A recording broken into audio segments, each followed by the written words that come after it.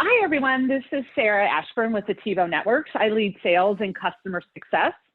Previously, on a separate webinar, Robert, who's joining me today, Chris Roberts and I facilitated a session where we hosted 3 of our customers who told their real-world experiences with our Attivo Threat Defend platform.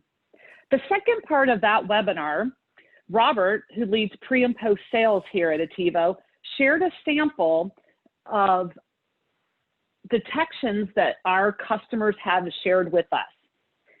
Based on request, today we are going to re-record just the real-world detections and focus then on what we detected and the information that we collected.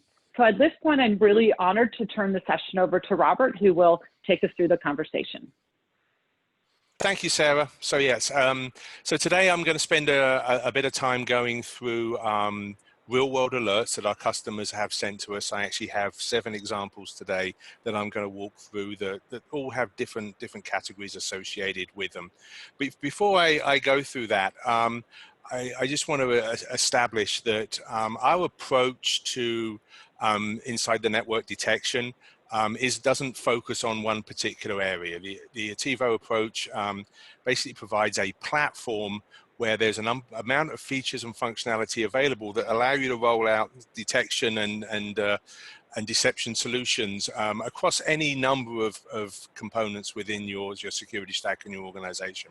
For the sake of this presentation, I just want to point out that it really falls into 4 main areas. The first one is Active Directory reconnaissance. So we're either providing a detection for somebody trying to penetrate Active Directory, steering them into the Attivo environment, or actually providing them with false information on production Active Directory. Credential harvesting from production endpoints, where an attacker may try to query the cache credentials, and we want to be able to steer them away from production assets and give you visibility into that.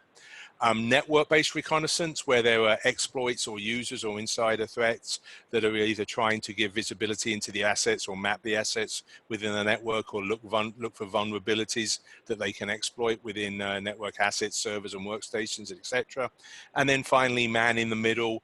This is a category of particular interest because we're seeing more and more activity on us, or more activity, within our customers' environments on this.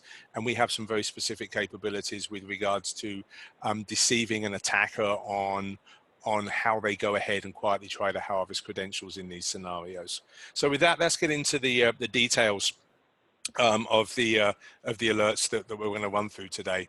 And the first one I find particularly interesting because it's a great example of an exploit completely bypassing software and physical border security. As we often hear attackers say, they're always going to find a way to get in regardless of your implementation. There's always a hole somewhere. And this one's a really great example of a hole that's being exploited at a physical level. This was a healthcare customer of ours, and we had a number of decoys deployed on the network, and one day those decoys started generating a number of alerts indicating ransomware type activity. There was network-based inspection of our decoys, exploit of those decoys, which is good, that's what we want to happen, file drops, and then the associated ransomware activity that comes along with that. What was interesting was that it was coming from multiple IP addresses at the same time. To cut a long story short, what actually happened in this scenario was that the customer had recently purchased 9 new X-ray machines. And when those X-ray machines were deployed in the network, 6 of them were actually pre-infected with ransomware. And those were the devices that we were generating alerts off of. So we were the only device in the network actually that generated the alerts associated with that behavior, and it allowed the security team to respond quickly and take those assets offline while they figured out what was going on. The next example is based around, so that was a network-based example. This is now an example for showing deceptive credential use. Attivo's approach to its credentials and deployment of deceptive credentials and the campaigns that come with that are very, very flexible. across any number of categories, many different types of deceptions, and those deceptions can be built around real usernames or real looking usernames or fake usernames, cloud administrator names, and also service account names, the service accounts associated with critical infrastructure and security devices. And this is an example of us providing value in that particular scenario. What our customers did was build a deception campaign around service accounts. And not only was it about rolling those credentials out to endpoints to track if somebody tried using them, another thing we can do is actually tie those deceptive credentials into logon failures that come into the SIM if there's a logon failure using those service accounts, and Attivo's ability to query that SIM.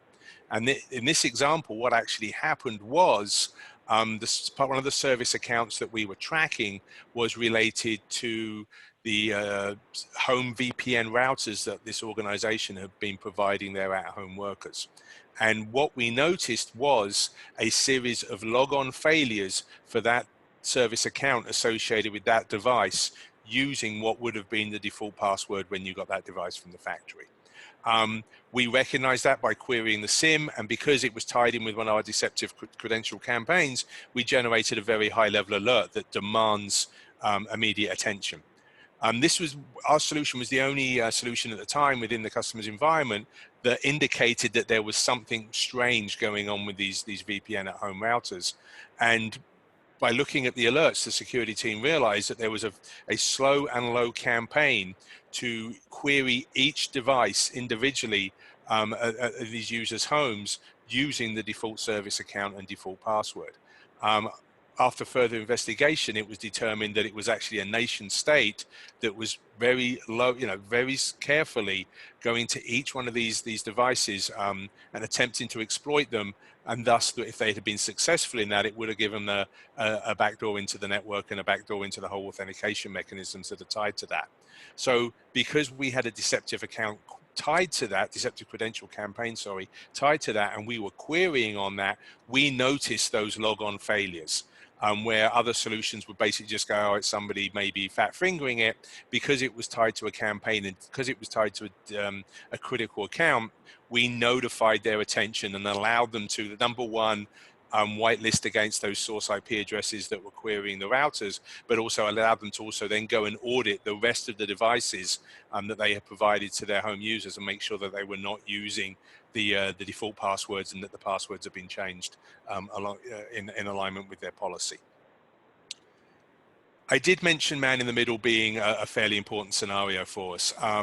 Very often when organizations are going on under their normal penetration or yearly type activity, whether it's a pen test team or a red team, and what we're finding increasingly that they are suspicious that deception is in the network, and they start trying to be low and slow in their approach, right? They don't trust the IP addresses or the decoys on the network. They don't necessarily trust the credentials that they're scraping, but they will sit on the network and try and harvest credentials through that responder type activity. We actually monitor that. We actually can inject deceptive queries or advertisements onto the network. And when we see somebody respond to that, we tag that as a suspicious IP address indicating suspicious activity. We can also inject deception into those responses that come back from that as well. So what you see in this example here was actually somebody that thought deception was in the network. We had been watching them. They had been very low and slow about what they were doing. They were suspicious of what was going on. So they attempted to harvest credentials on the network, and we injected deception into the network from at that network layer. They responded. We recognize the IP address and provide the information on the IP address, what they're trying to respond, the protocols that they're trying to use. So it's a really effective way of giving you visibility into attackers or actors that are trying to be more stealthy in their approach once they get inside your network. So once they get inside your network, there's often the attempt to exfiltrate information. And although not particularly a detection or deception function within itself, there's a lot that Attivo does to add value into the responses that we give, add value to when an attacker interacts with us. And our ability to provide decoy documents is part of that. through the administration of our solution, you could upload any number of documents and tag those documents as decoy documents, and they can either be posted in our decoys to our deceptive shares, or they can be pushed as part of a threat strike campaign, or sorry, a deceptive credential campaign. Along with the credentials, you can push decoy documents to endpoints as well. So one particular scenario would be, open text password file that's, an attacker may find interesting and grab that.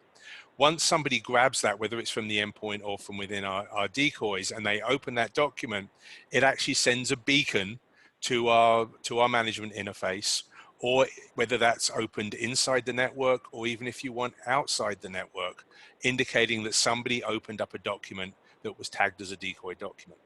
In this particular scenario, what happened was somebody in an organization, they clicked on the wrong email, installed malware on their endpoint, and that malware immediately started to exfiltrate data files from that endpoint. Just so happened that we had pushed out, as part of a deceptive credential campaign, some decoys documents to that endpoint. Those documents were exfiltrated, and as you can see, within hours, that one particular document had been open in four different countries. And you'll have to excuse the typo in there. I just noticed I've got Hong Kong instead of Hong Kong. Oops. So anyway, so not only are we generating alerts that documents were exfiltrated, we're giving you visibility into where those documents are open, the IPs associated with them, which obviously gives you a greater understanding of the canvas that the attackers are operating under. I mentioned at the very start, the ability to protect Active Directory is very important to us. Obviously, Active Directory is a great source of information for anybody that's looking to exploit your network. And once somebody is gained access to an endpoint that is part of an Active Directory domain, the ability to query and start understanding the nature of your administration profile, endpoints, etc., assets within the network is made a lot easier because Active Directory is fairly open that way. So we have the ability to roll out decoys and deceptions and give you visibility into when somebody starts querying AD. We can put decoys on the network that are domain controllers. We can generate alerts all along with that as well. But we also provide protection mechanisms for when somebody queries production AD. And the Attivo solution can jump in the middle of that and fundamentally change the attacker's understanding of what Active Directory looks like. We can provide deceptive responses around the types of account, the types of endpoints, whatever, and also steer them within to in our environment as opposed to your production environment, which is great in itself. But we also need to provide you visibility that that type of activity is going on. So we have the feature called AD Secure. AD Secure, what it does is basically intercepts requests to Active Directory and then goes ahead and sows deception into those responses. So the attacker does not get a view of the real nature of Active Directory. When that's going on, what we want to do, as I said, provide you visibility into that. So we'll generate alerts on the process that was running that. We'll generate alerts on the query that came back and what the attacker did with that query. We'll generate alerts if they pick up on the fake data that we provide and follow it into our decoys. And then obviously we're bringing them into a highly customizable environment that looks real, and they'll go ahead and spend time in that environment. And that's what happened in this particular scenario. We jumped in the middle of their querying of AD. We sent them responses that looked real, but were in fact tied to our deception campaign. They followed that campaign into our deceptive AD server. They attempted to log in. We let them in. We generated alerts. And then, in fact, they spent 2 days in the decoy environment believing that they were in production AD. So not only through those 2 days, we're giving you great visibility and maybe to what the attacker is trying to do, that's also in 2 days that they are not interacting with your production Active Directory. So when you take all these examples and you start tying them together, it really comes to the concept of once somebody gets inside your network, you can't be sure what technique or what layer they're going to operate at. And that's why we have this kind of platform approach to deception. Once somebody gets inside your network or you have an insider, there could be a number of mechanisms that they use to try and achieve their goal. And so what we try to do at Attivo, right, is provide you this approach where you can deploy any number of these mechanisms to go ahead and detect the attacker and understand what they're doing. And this is a great example here where there was an attacker that gained access to the network and used a number of mechanisms to understand the environment and to go ahead and exploit the environment. And because the customer had deployed a layered approach to Attivo, we detected and alerted on multiple layers. So they came in and stole credentials for system administrators, okay? They brute forced into a decoy, which obviously we allow. We want that to happen as opposed to them brute forcing into your production assets. They dropped a file, so we generated alerts on the files. And then they started trying to compromise using FTP buffer overflow attacks and other mechanisms as well. And all that time, they actually felt that they were interacting with production systems, even though they were actually interacting with the Attivo systems. And they did this for 3 days, not realizing that they were not dealing with production assets. So once again, completely wasted their time, but just as importantly, gave the customer a complete forensic footprint of what the attacker was doing, the methodologies they were using, the techniques they were using, and also what kind of information that they were going after. The last thing I want to touch on today is I've spoken a lot about what we do to deceive the attacker. Also, is importantly, right, is understanding what vulnerabilities you may have that an attacker may try and exploit. So along with sowing these stories within the network and within your endpoints, we also have the ability to query your endpoints and show you potential paths of vulnerability that an attacker could try and exploit. And this is through a solution we have called ThreatPath, by the way.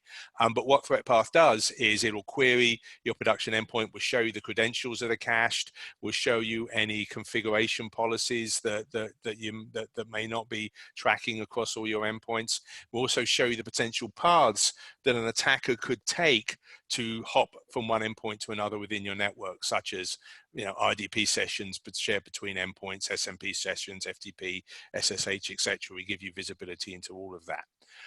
In this particular scenario, we were deployed at a public event around 600 endpoints, and we ran the threat path functionality on those endpoints and gained a lot of information from that, some of which surprisingly the customer thought that they had already addressed.